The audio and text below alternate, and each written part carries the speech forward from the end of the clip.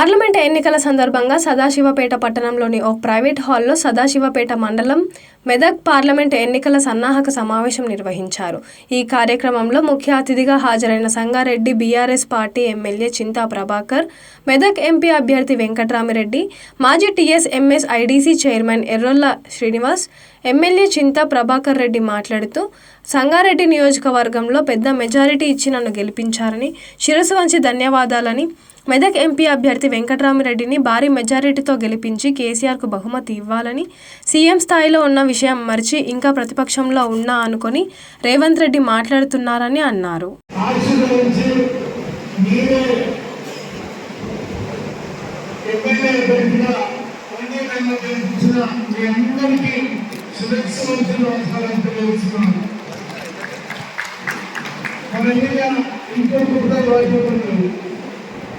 Parliament ఎన్నికలు వచ్చినాయి. మన అభ్యర్థి వెంకట్రామిరెడ్డి గారు మరి వాటిని మన కేసీఆర్ గారు ఆశీర్వదించి పంపిస్తే మరి మీ ఆశీర్వాదం కోసం మీరు సపోర్ట్ వచ్చడం మనం ముందు వచ్చినాము. మనం అదే విధాన్ని సాగిస్తూ సంగారెడ్డి నియోజకవర్గంలో పెద్ద మెజార్టీలో గెలిపించాల్సిన అవసరం ఉంది. ఎందుకంటే మీరు నన్ను బలోపేతం చేయడానికి ఎంపీ అభ్యర్థి మనకు కూడా ఉంటే అధికంగా నిధులు వచ్చే పరిస్థితులు, లేకుంటే మనం కొంత ఇబ్బంది పడాల్సిన పరిస్థితులు. మరి అట్లా కాకుండా మరి గెలిపించుకోవాల్సిన అవసరం ఉంది. రెండకందరూ చెప్పినాము రేవంత్ రెడ్డి ముఖ్యమంత్రి స్థాయి, మరి ఆ స్థాయిలో మాట్లాడుతున్నట్టు ఎక్కడా కనిపిస్తలేదు. మరి మొన్న మహంనగర్లో నేను మానవ వనరులైనా పేరుని మెడవేసుకుంటా మనం పెద్దమ్మని తెలియాలి. మహంనగర్ కూడా అడుగుతున్నామని చెప్పి మహంనగర్లో ఆయన సభలో మాట్లాడే సంగతి మనందరికీ తెలిసిందే.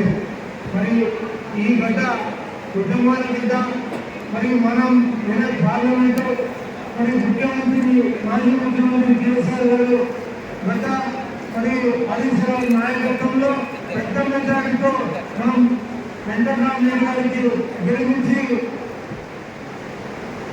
కేసీఆర్ గారికి బహుమతిగా ఇవ్వాల్సిన బాధ్యత మనందరి మీద ఉంది. మనం ఒకటే అడగాలి, ఈ రేవంత్ రెడ్డి ఏవైతే ఇచ్చిందో ఏమన్నా అమలు చేస్తే మీ దగ్గర ఓటేయండి, అమలు జరగలేదంటే మీరు బీఆర్ఎస్కి ఓటేయండి. నేను మీకు సమర్థం, నేను ఉపదేశం పోరాటం చెప్పాల్సిన అవసరం మన మీద ఉంది. మనం ఎందుకన్నా మరి సిద్ధపడి రైతులకు మేలు చేయాలి, విద్యార్థులకు మేలు చేయాలి, ముసలి వాళ్ళకు మేలు చేయాలి. ఒకటి పీఆర్ ట్రస్ట్ పెట్టి ఒక 100 కోట్లు ఉమ్మడి కుటుంబ ఆస్తి నుంచి వారి సంపద నుంచి నా వంటి సేవగా నేను తీసుకుని ఆ ఉమ్మడి కుటుంబం నుంచి ఒక పీఆర్ ట్రస్ట్ పెట్టి పేద విద్యార్థులకు ఫీజులు కట్టడానికి, విద్య చేయడానికి, గ్రూప్ ఎగ్జామ్స్ లాగా కోచింగ్ సెంటర్స్ పెట్టి, కోచింగ్ మంచి ఇన్స్టిట్యూట్స్ పెట్టి వాళ్ళకి నైపుణ్యం ఇచ్చే విధంగా ఖర్చు పెట్టే ఆలోచనలో ఉన్నానని చెప్పి మీకు చెప్తా ఉన్నా.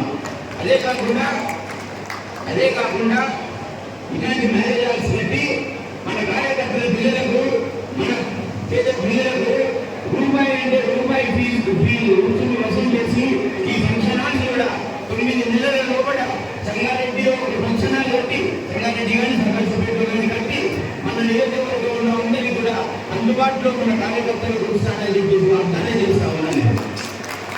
ఆలోచన ఒకటే, ఎంతో మంది ఫంక్షన్ హాల్ కట్టాలి, ఫంక్షన్ హాల్ బిల్లు చేయాలంటే 60,000 రూపాయలు, 1,00,000 రూపాయలు అవుతుంది. ఆ 1,00,000 రూపాయల బదులు ఆ 70,000 ఖర్చు చేసే బదులు వారు ఒక తులం బంగారం ఆ బిడ్డ కొడిచ్చినా కూడా మరి ఆ రూపాయి ఖర్చుతో నేను ఫంక్షన్ నిర్వహించే విధంగా ఒక హాల్ కట్టి మీరు మన క్యాడర్కి, మన పేద ప్రజలకు అందుబాటులో తెలియజేస్తే ట్రస్ట్ నుంచి మరి వాళ్ళందరూ కూడా సంపద పెరుగుతుందనే ఆలోచనతో నేను ప్రజాసేవలు ఉండాలి కాబట్టి నేను ఈ ఆలోచనలు ముందుకు వచ్చాను.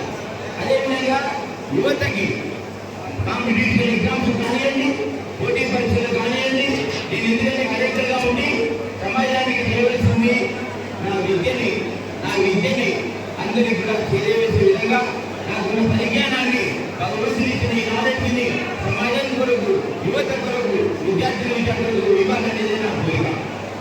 దానిలో క్రమంగా ట్రైనింగ్ కోచింగ్ సెంటర్లు పెట్టి ఉచిత విద్యా సదుపాయం కల్పించి, ఉచిత కోచింగ్ సెంటర్లు పెట్టి, ఎక్స్పర్ట్స్ పెట్టి, సబ్జెక్ట్ స్పెషలిస్టులను పెట్టి మంచి పోటీ పరీక్షలో ప్రతి నియోజకవర్గ కేంద్రంలో నోటిఫికేషన్